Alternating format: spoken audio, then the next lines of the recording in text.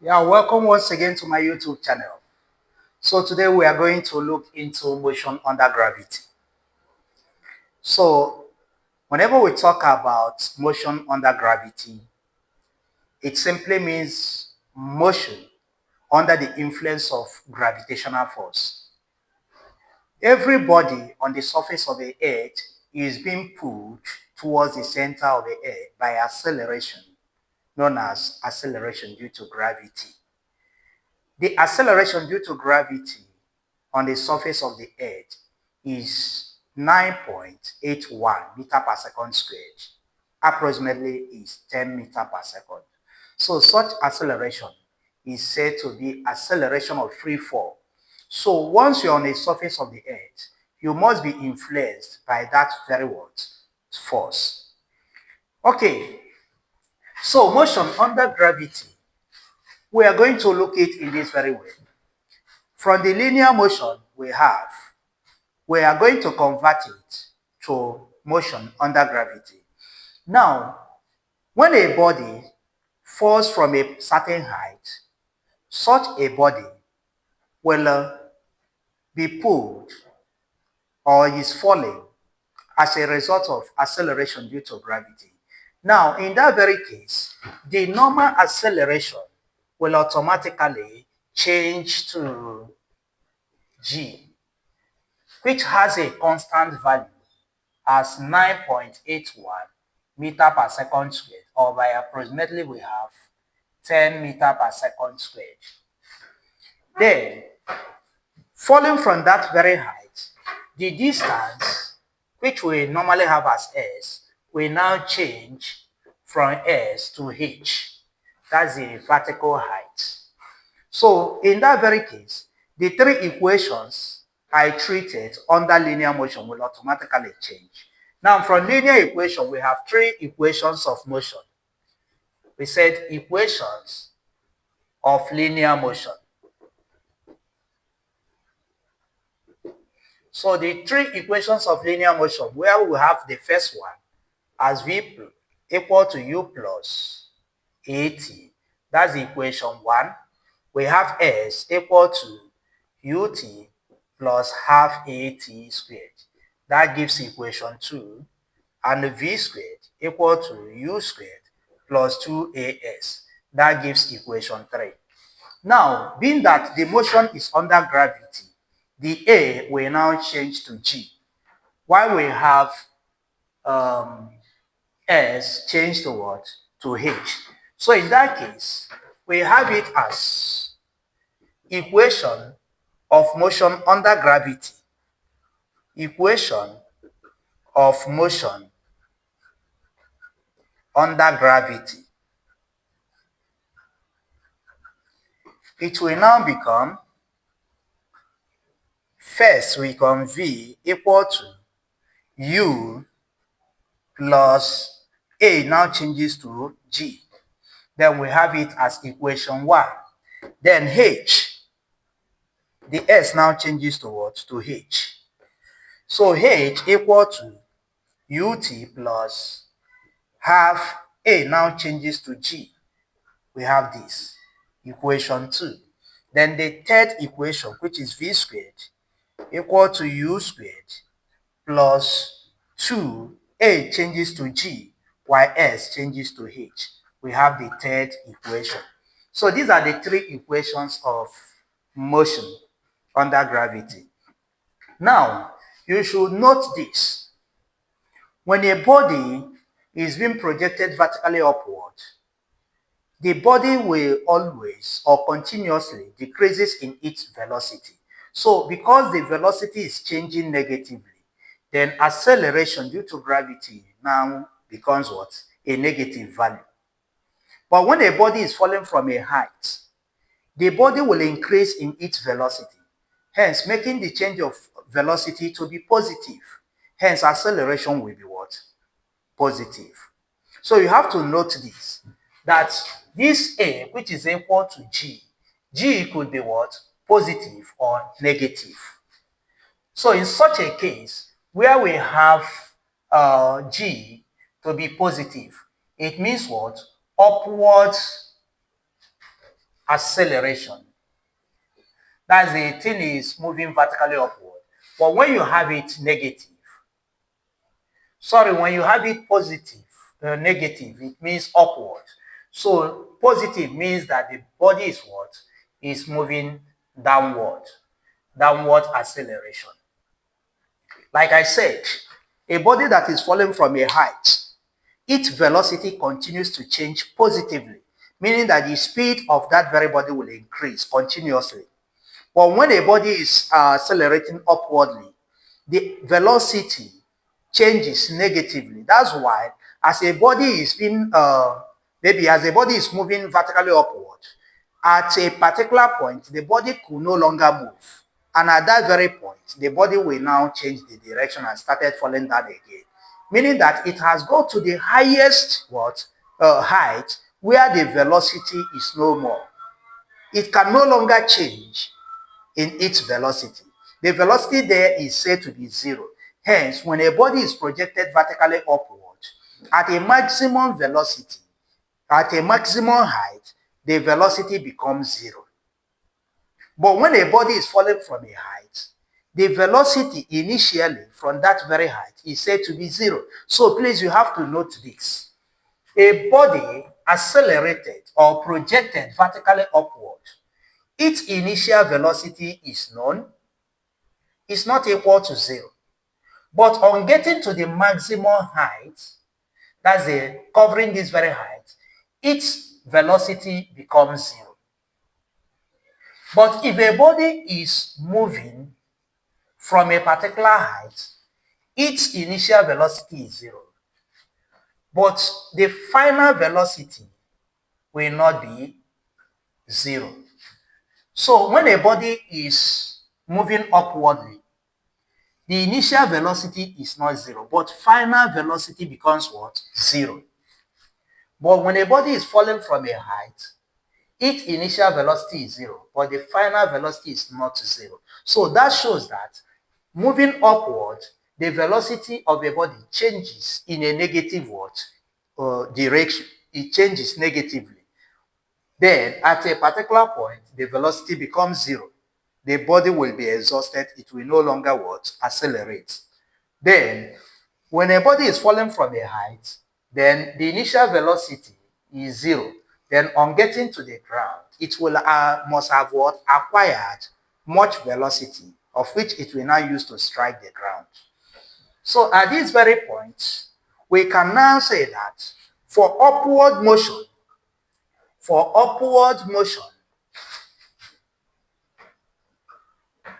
when a body is moving vertically upward, then the acceleration due to gravity becomes negative. Hence, we are going to have V equal to U plus. It should now be minus because of what? The body is moving vertically upward. Then the H now becomes UT minus half GT squared. And the V squared now becomes U squared minus 2GH. But when a body is falling from a height, that is downward motion, falling from a height. So when a body is falling from a height, then we have V equal to U plus GT. H now becomes UT plus half GT squared. Where you now have V equal to V squared equal to U squared plus 2GH. So these are the formulas you should master. So with this in summary,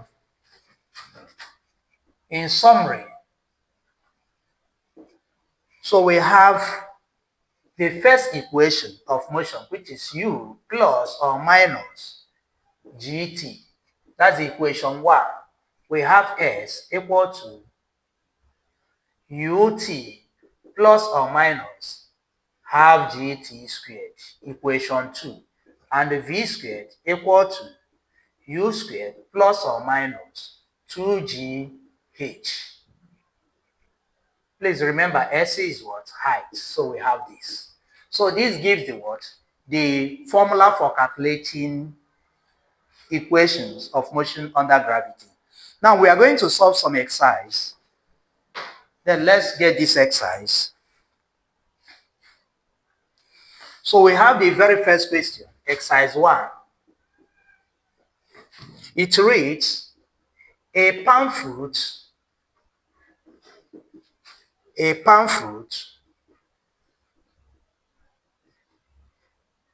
dropped to the ground,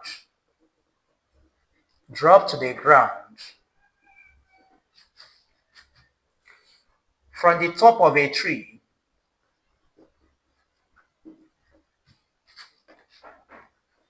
from the top of a tree,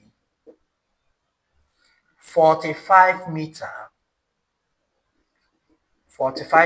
tall. How long does it take to reach the ground?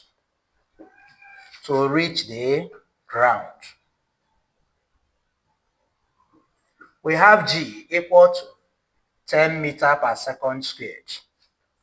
Then we have the option A, 9 seconds. Option B, 4.5 seconds. Option C, we have 6 seconds. And option D, we have 3 seconds. So let's look into the exercise now.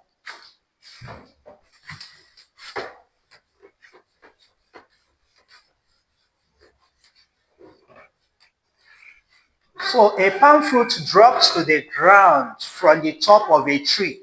So if we have the tree top, here is a tree top, we have the palm fruit here. Here is a leveled ground. Now, a palm fruit dropped to the ground from the top of a tree, 45 meter. So from here to here, the distance is what? 45 meter. How long does it take to reach the ground? So we are now asked to find what? To find time. So at this point, the initial velocity here should be what? 0, because it's falling from a height. Then we have u giving us 0. Then the distance, that's the height covered, is 45 meter. Then we are asked to find the time.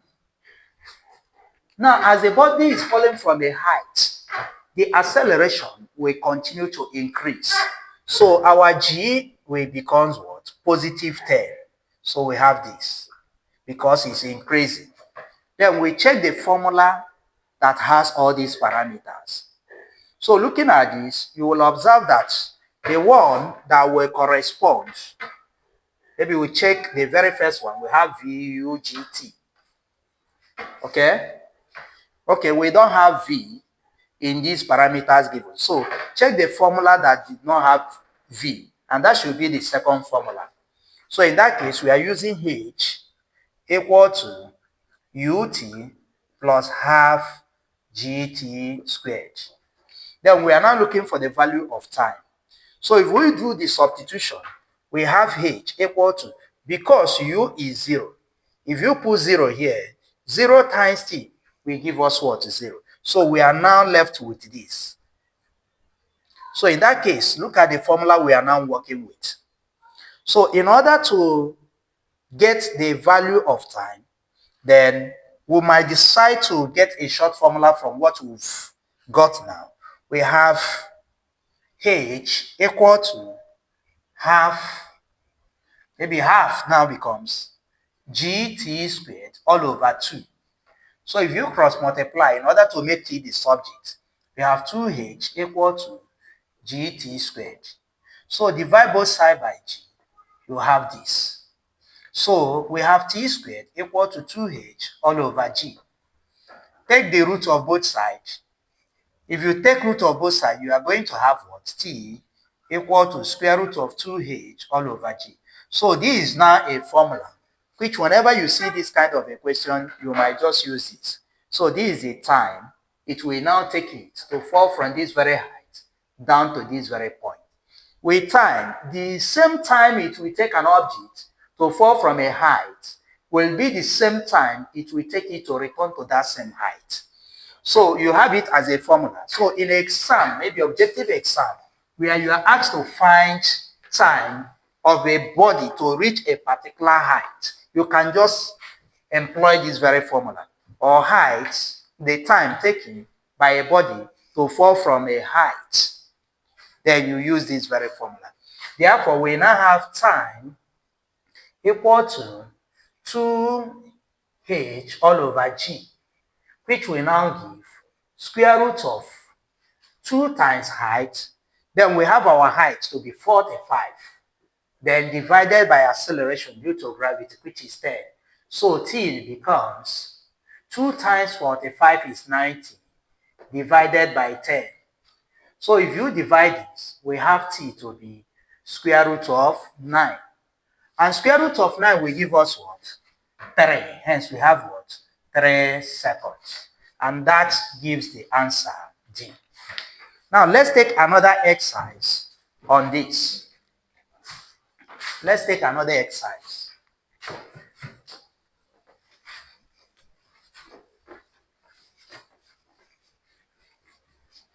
Okay, so now take the exercise. We have the exercise here, exercise 2. A ball is thrown vertically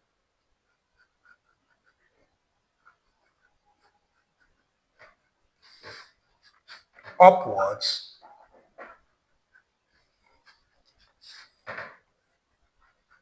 from the ground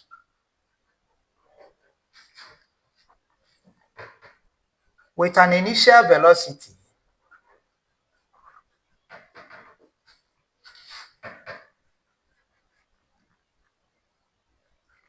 of 50 meters per second.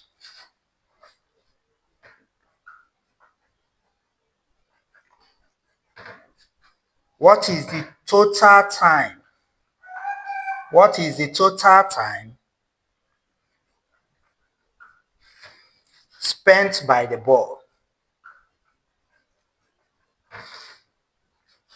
in the air?